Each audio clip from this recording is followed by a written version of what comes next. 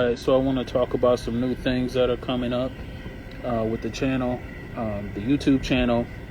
A lot of stuff is going to start being automated because I can't do all of this stuff. So going forward, I'm going to be doing more videos in regards to like evictions, mortgages, etc. Also, hey, how you doing? Kaylin Philliton, how you doing? Good grief. Lynn Spit, how you doing?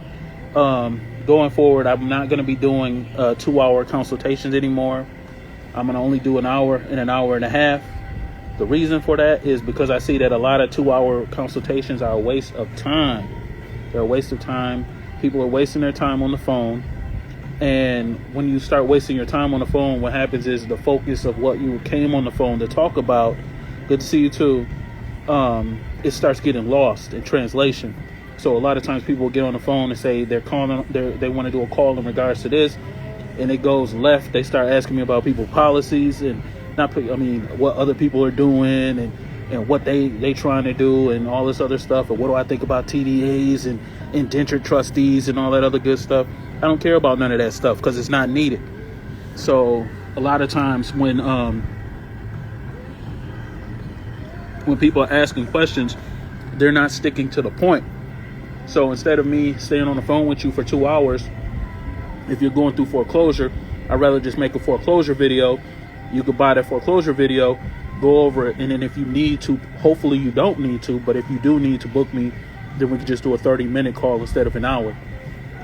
But I just don't want I don't want people to just get on the phone, start wasting their time and money, and then you're not going nowhere. So I started to sit back and I started reviewing people's calls, and I'm like, it just goes left.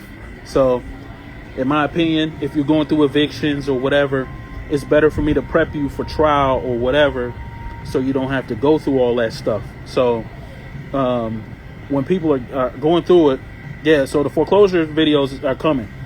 That's why next week is going to be the last week I could do 2-hour consultation. So if you want to get a 2-hour consultation in, do it before next week or it's over. Foreclosure is really my specialty. So more judicial, not non-judicial. So even non-judicial, I'm still, learning a little bit more so I can help people. Yeah, you can buy the foreclosure video. It's coming out soon. I'm actually working on it this week. So I'll be putting everything together. And it's pretty much almost going to be universal. So any way that you can stop a foreclosure, so you guys can use this game and this information for your own benefit. You don't have to just keep coming back here. That's what I really want to prepare y'all to do, is to move on. You know what I'm saying? So when I noticed that when I was doing calls, people weren't moving on. So they'll book like 3 consultations and we start talking about all kind of stuff, and it's not what people needed to get done. So then after you're off the call, you frustrated at me because you didn't get remedy. Well, you can't be frustrated because I gave you time. Well, service identity theft is different. Identity theft in general takes place in a lot of instances, but when it comes down to the server, you can do that to get stuff off your credit. But as a whole, you have to challenge your signature on the mortgage. So yeah, you started with the service identity theft. Yeah, you can, the video I did with what's the video? The Silver Bullet. That was more about dealing with like court cases. You see what I'm saying? You can still do identity theft to get stuff removed off your credit. That still works. It's still popping. I get all kind of stuff removed off doing that identity theft. That's at your discretion.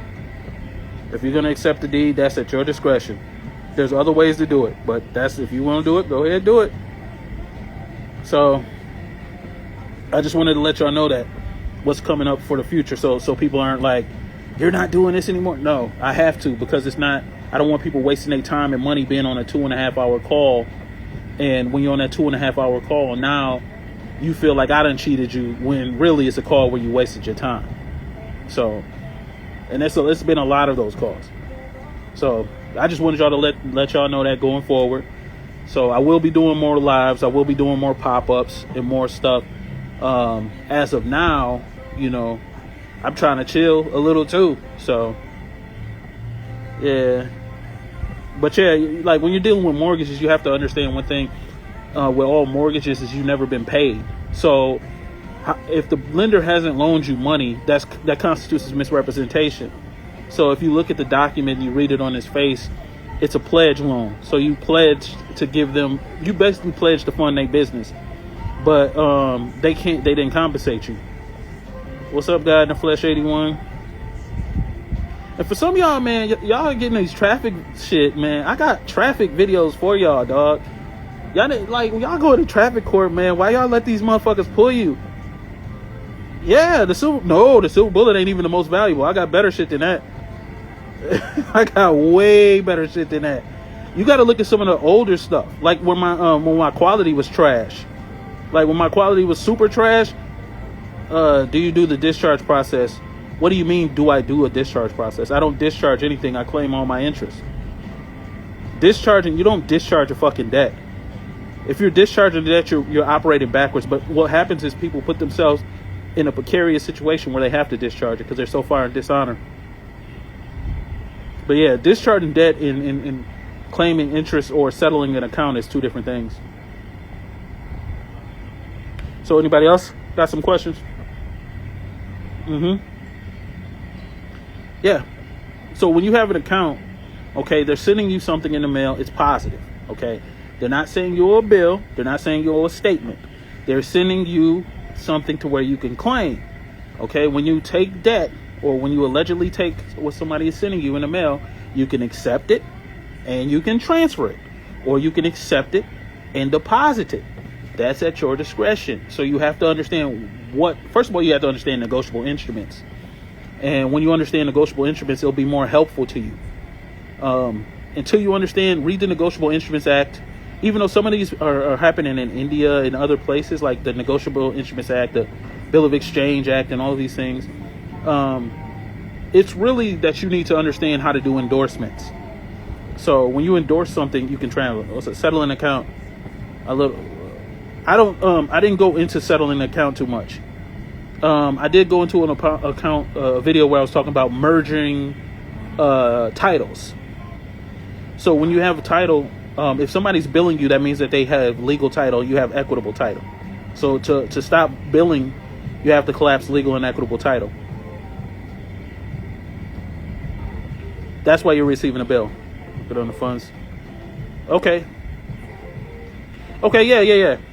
Just keep me posted. Keep me IMing me. What document do you endorse send over? Make them your agent is in the order, huh? I don't know what you're saying. So you like talking about a power of attorney? Because the only way you can do that is a LOA or a POA or a delegated authority. Child support. Well, if you want to elect them as an agent as child support, just fucking pay out the order. Just pay the order in full. No, I don't run anything through an LLC. There's no reason to. Now, if I have a business, I can run a business through an LLC, but I don't like LLCs because I can't step up in court and defend myself unless I set it up how I know how to set up an LLC where I can go into court and defend myself. Remember, when you're doing an LLC, you can't have a claim unless you have liability.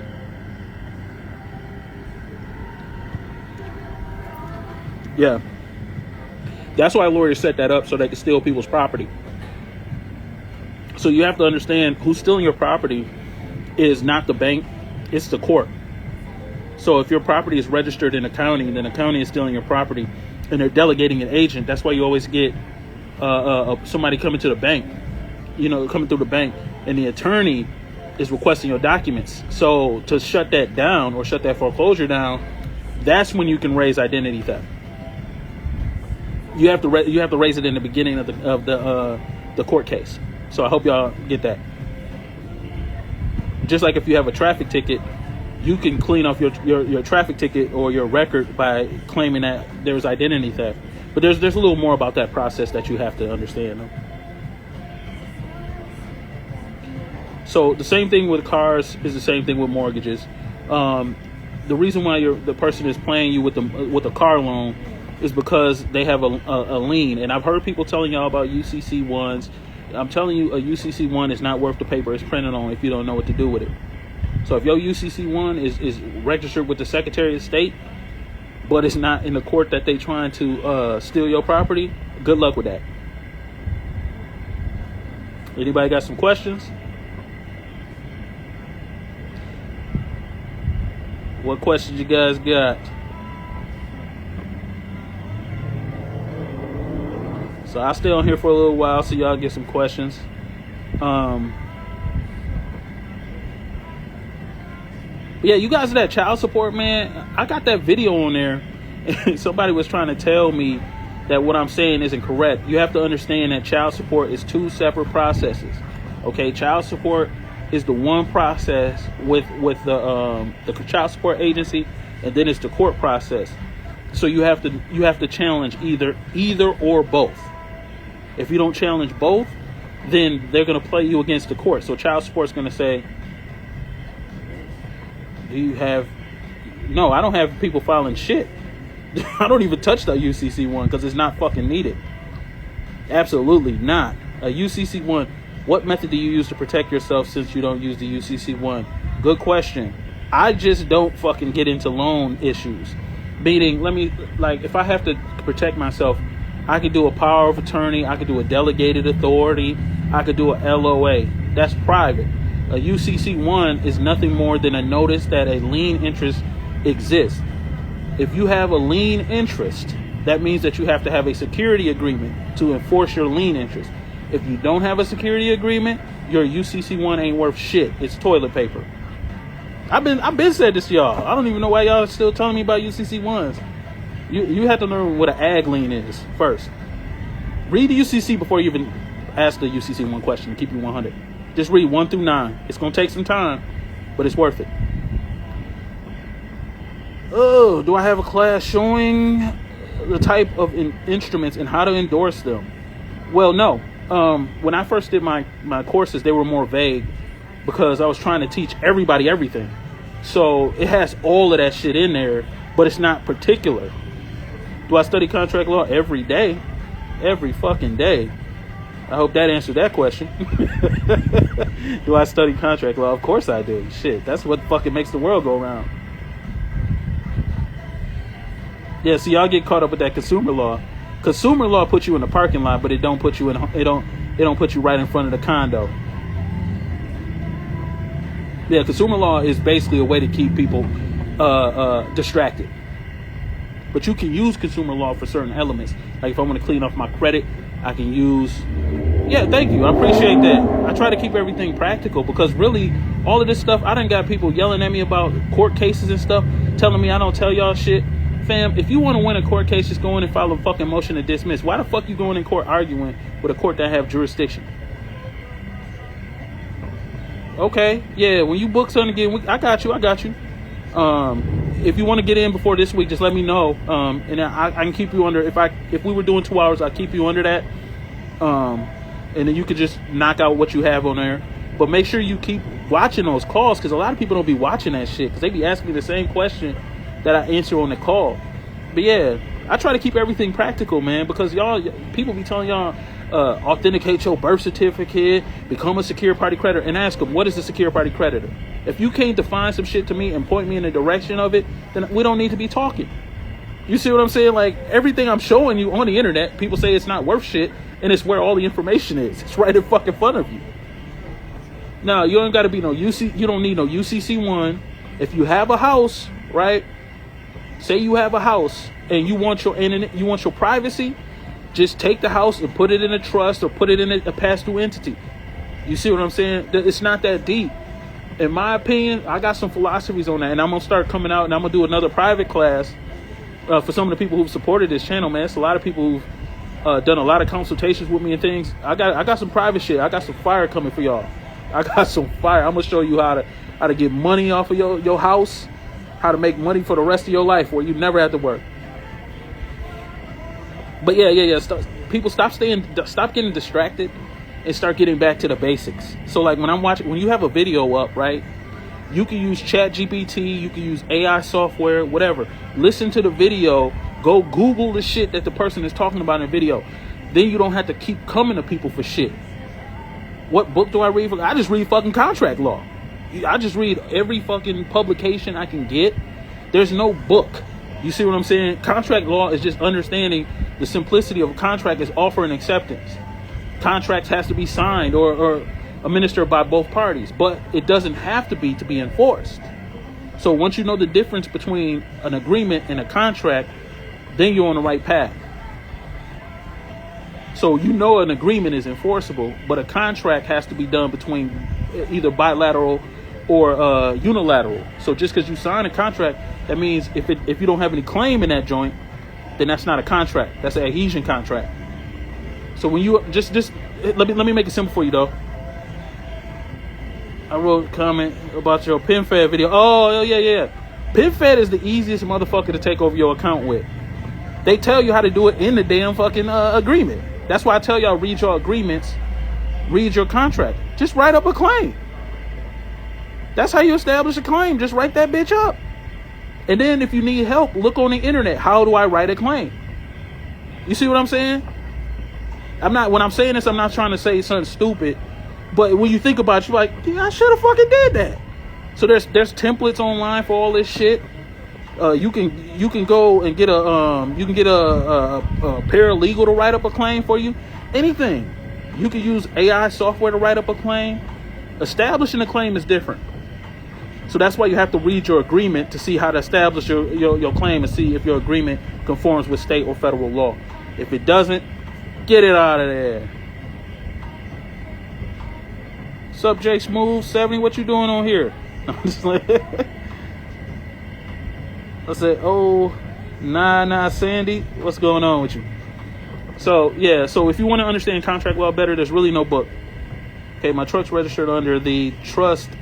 Got impounded. How the fuck did that happen? How would I go about getting it out? Shit, I'd go in that motherfucker, pay them with a credit card, cancel that transaction. Don't that sound smart?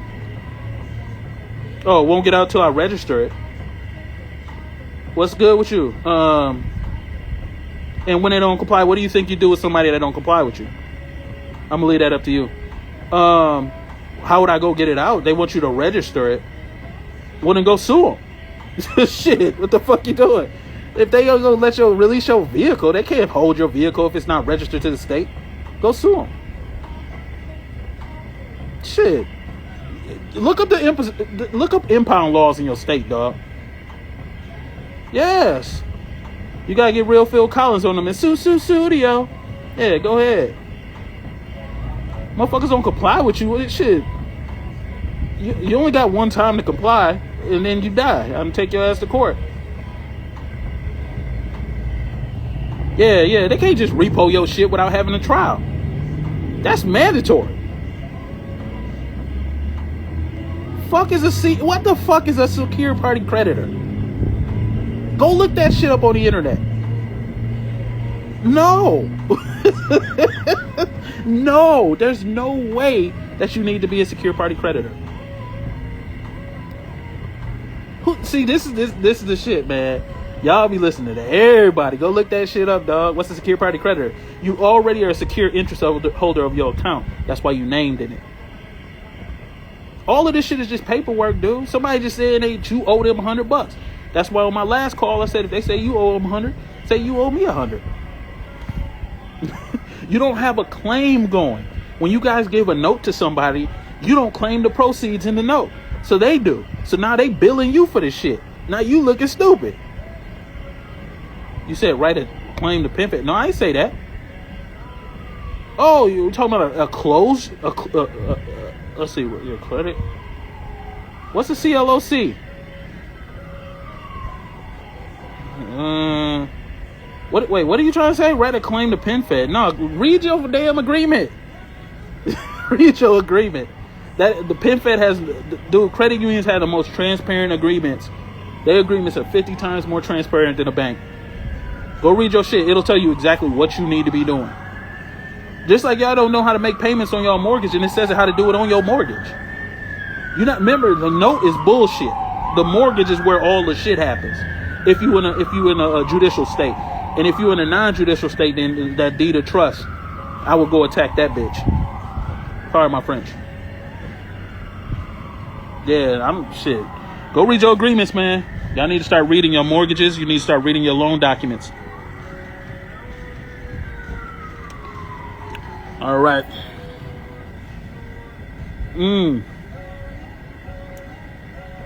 Oh, okay. PenFed credit, debit late payment. Send them a letter. So you have to look up the citations. Yeah, you have to look up the citations under the Consumer Protection Act, because they for them to report a late payment, that constitutes as them giving information to a third party non-affiliate. So you got to jump all over that. They'll remove it, and you don't even always got to go through PenFed. You can just do that straight through the institution, straight to Experian, Equifax, and all them. Yep. But you read their PenFed shit. PenFed has the best, most transparent publication. Agreement. All right. Anybody else got some questions? Yeah, some of that stuff, like, y'all be asking questions like, what do I do if they don't respond? It's like, well, what else you do? like I need y'all to understand that, dog. What do you do with another person that don't respond? You either escalate it or you start getting the legal action. That's the only thing you can do. Yeah, you can escalate it through state agencies. You can escalate it through departments over them. So it's many things you can do. So it's just, you just got to understand how to escalate shit. And that friend, your best friend, should be Google, man. How do you offset your debt? Well, anyway, like, I can use a negotiable instrument. I can endorse it and transfer, etc. Can you do a restrictive endorsement on the back of a credit card statement? Pay it down and send it to the see, you didn't even listen to what I just said. I'm out, man. Y'all, see, you didn't even. I told you I don't do all that. You may have not gotten on. My bad. I'm sorry. I don't do all that indenture trustee shit, because there's no need to do that. That's just somebody's understanding. Just like when people say that you don't have a lien on your car until you have a UCC1. That's dumb shit. But people tell y'all that shit because they got a bigger platform than me. Y'all fall for it. Yeah. You got to go back to them books. One of the best books that I have is what's the book I have? I'm gonna start putting some of the books I do have up. And one of the books I do have is a book that shows you how to write a writ of habeas corpus and a writ of prohibition. One of the strongest, best books I ever had. I also got another book. It's called The Treaties and Deeds in their function or whatever. I'm gonna have to put those down below. Those are the best books. That'll tell you how the whole system goes off of deeds, how it's all ran through the county. You know what I'm saying? That's why the UCC1 don't work. So what's the proper way to pay it down? What do you mean, what's the proper way? Like, I can show you that on a live? Come on, man. All you have to do is accept it and endorse it for payment. That's pretty much it. I can't show you it on a live because I'm on a live. So, but yeah, you can accept the bill and look up the Bill of Exchange Act. You consider an acceptor. Okay, when you're an acceptor, that means that you can negotiate and transfer the debt. So you can't negotiate a debt or transfer a debt until you accept it by either signature or by acceptance in written form. Does that help you? Just look up those terms: acceptor, transferee, transferor. Those will help you with transferring debt. That's all you're doing. You're taking a bill. They sent you a bill. It's like hot potato. So since they sent you a bill, you got to send it to another motherfucker. Here you go, sucker. Pay it. Because that's what they did to you. Okay. Yeah, that's pretty much what it is, man. I'm not trying to insult anybody, but I was like, some of that shit, man.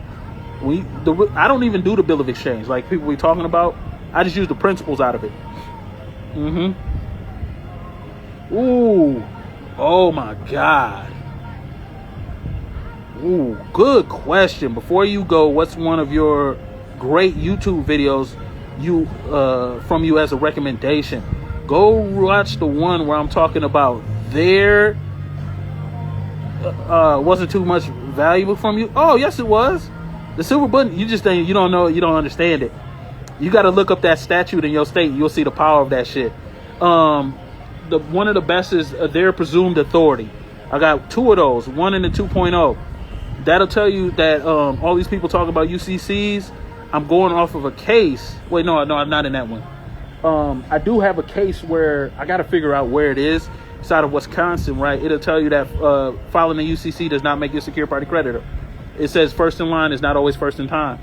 So it depends on the lien, because the person who creates the lien, their presumed authority. I have one that's this back before I even knew how to use Google Meets and all that other shit. Their presumed authority and their presumed authority 2.0. So I get into like the presumption of authority in the state. I also got a lot of good ones. Just go back before now. Those are the ones that are the better.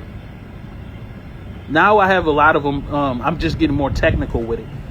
So the silver bullet one has actually a lot more information than you can understand, or not understand, but than you know of in it. Because if you bring an identity theft to a court case, they have to prove it's you. So under state law, they have to have your fingerprints and identification. If they don't, dismissal. That's why I said you didn't understand it. Do you study Back's Law? No. What's the YouTube channel? The Winner's Circle. THEWINNERS Circle. If you need the bigger, like, look up the knockout blow, the Winner's Circle. That'll put you. I'll put it in here. Oh, I didn't know I could do this. Okay.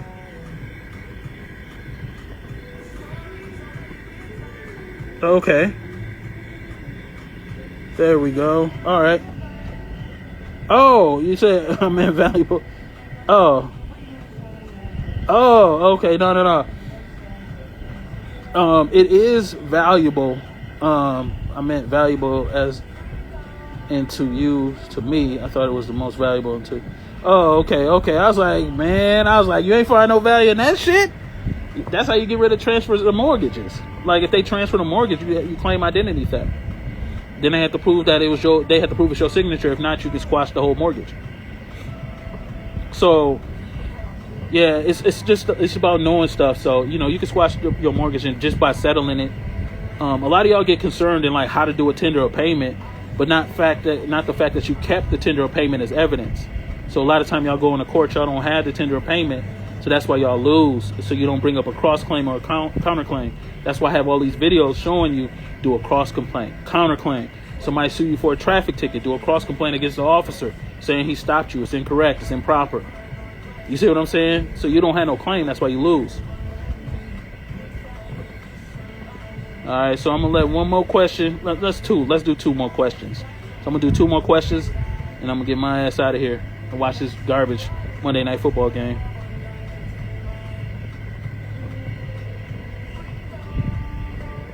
But yeah, it's a lot of value on there. With the YouTube channel, when you're watching my videos, what about evictions? Well, evictions, I mean, you can just file for bankruptcy. If you want to get real with it, you can just file for bankruptcy. If you're going through an eviction, just file for bankruptcy till you're able to get your strategy on, because it depends on what time the eviction is happening. So if your eviction is happening and you don't have enough time, just file for bankruptcy. And then from there, once you file for bankruptcy, it'll stop. It'll put a stay on it, and then you can do your counter attack. Can you do a counterclaim on any contract? Yeah. Everybody takes your contract subject to your claims and defenses.